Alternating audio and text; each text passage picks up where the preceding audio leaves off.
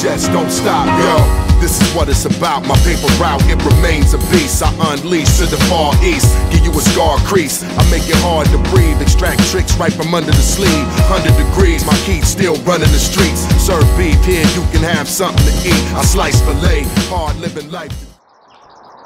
Okay, so let's start with the Nike Blazer. Okay, this Blazer features a rubber outsole, and the upper is a combination of fly mesh, suede, and leather. And also the Nike swoosh is going all the way, right? They kind of reposition it. Right, so that's part of the deconstructed details of this particular shoe, Right. Which also caught my eye. Right. If I think about Blazers, I automatically think, oh, Nike SB. Right. But right. when Nike debuted this shoe in 1972, it was first used as a basketball shoe. Performance shoe. So, and I guess another details I noticed is JP, like all the Nike SB Blazers I had before, this toe cap is not there. Do you think me personally is not a skater? Do you think the reason Nike took it off for the Nike SB is just to give the toe of the skaters a bit better feeling, or SBs? You know, you might be right, because when you're skateboarding, your feet need to feel the board. Right. Kind of need that sense of feeling Right. around your feet. But because it was debuted as a basketball shoe, it probably provided players with protection and support. Makes sense. Makes sense.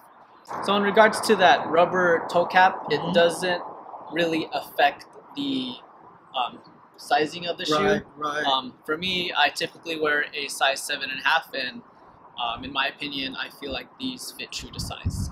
Man, we rock the spot and just don't stop, y'all. Yo, we keep it moving, man. We came to do it, man. We keep it moving, man. We rock the spot and just don't stop, y'all. We keep it moving, man. We came to do it, man. We keep it moving, man. So let's move on to the next shoe. Another great basketball shoe, the Jordan 1. Jordan 1, Here we iconic go. shoe, iconic Here colorway. we go.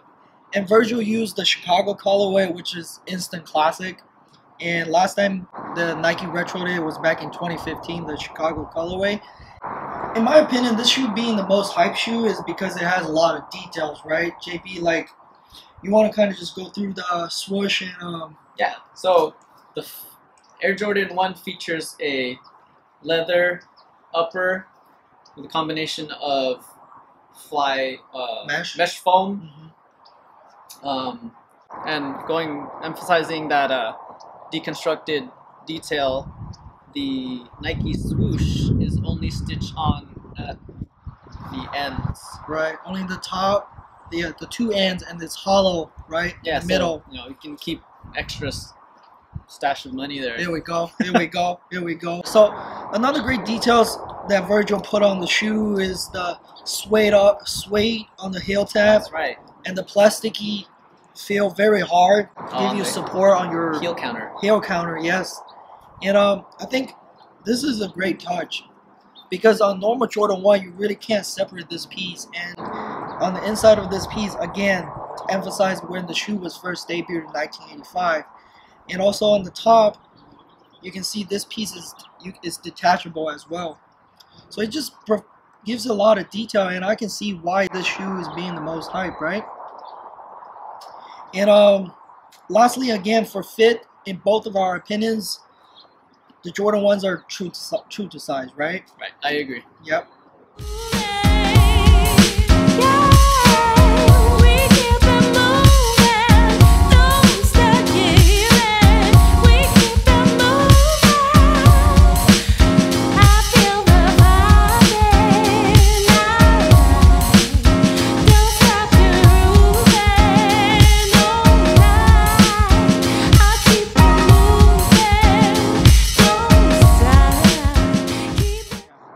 So next up we have the Air Max 90. Again, it's another instant classic, Air Max 90, debuted in 1990. And when I was collecting the Air Max 90s, the first shoe I think I ever got was the Air Max 90 Infrared, instant classic.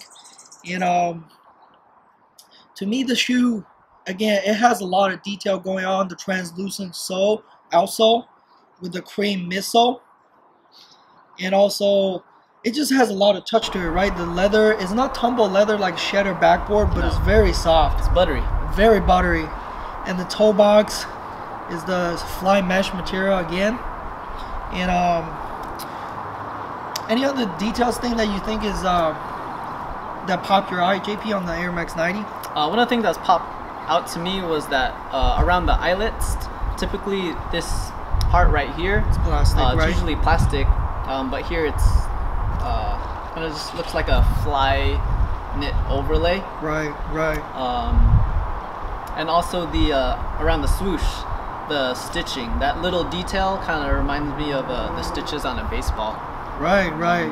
It's just a lot of great details going on in the shoe. And the shoe tongue, it's yellow compared to other shoes. This is the only shoe was yellow, so it gives another vintage look. Going back again, the shoe just came out from the factory, the original material without any processing. So a lot of great details going on the shoes, right, JP? That's right.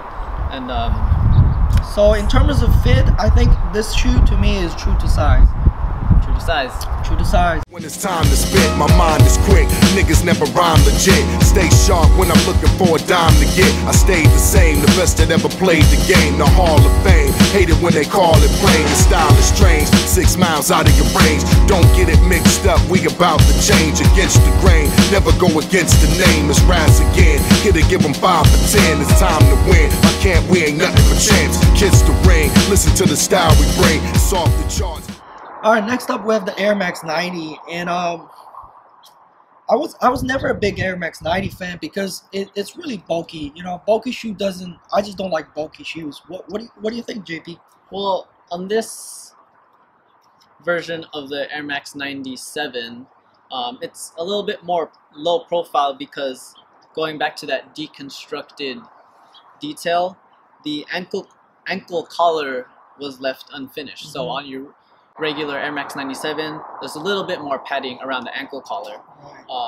When I think about Air Max 97, I think silver bullet colorway and Olympic colorway. Right. And the 97, I think Nike took the inspiration from the Japanese bullet train, and it just the shape of the bullet train. And also, I believe this is the first pair of Nike Air Max features the full Air Max unit on the entire outsole of the shoe. That's right. So, and also another details for this whole series that the stitchings are exposed, right? In terms of hidden inside the shoe, but the stitching is actually exposed on the outside of the shoe. So again, right, to come back to the deconstructed concept, the idea behind designing all these silhouettes. You know, this is a great shoe, but in terms of fit, what do you think, JP?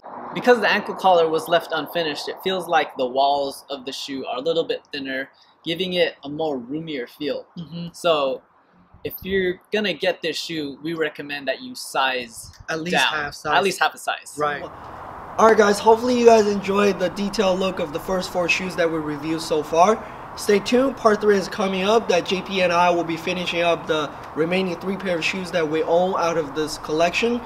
And again, if you like this video, subscribe, hit the like button, and if you missed out on part 1, make sure you click on the link to check it out. And any comments you guys have, leave it down below.